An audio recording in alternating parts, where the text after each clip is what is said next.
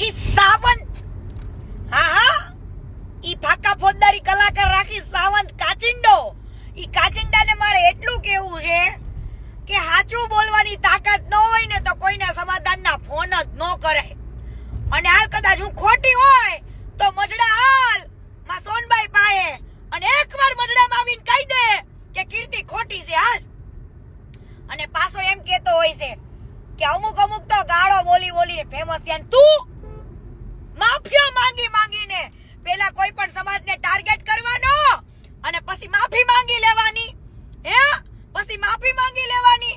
તો ભાઈ તું તો કેટલા તારા રંગ છે ની ખબર જ નથી. સ્ટેજ ઉપર શું બોલવું શું ના બોલવું એની ભાન જ નથી.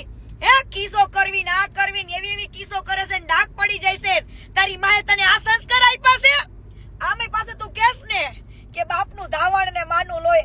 તારું જોવું પડશે તારું ધાવણ કેવું છે તે ધાવેલું ઈ જોવું પડશે. મારે જોવું પડશે, કાઢવું પડશે બધું બારે. પેલા તું માફીઓ માંગીને ફેમસ થયો છું. 18 વર્ષનું પેલા એમ કે 18 વર્ષને હું જોડે રાખું. પેલા 18 વર્ષમાંથી કોઈ સમાજને તે બાકી રાખ્યો માફી માંગવામાં? કોઈ પણ દીકરીને બાકી રાખી? રંડુડિયા બાકી રાખી તે? હાલી જ છૂટો છું. તારી માને કેજે હું આવું બોલું છું સ્ટેજ પ્રોગ્રામમાં. તારી બાયડીને બતાય એકવાર ખબર પડે. તારા છોકરાને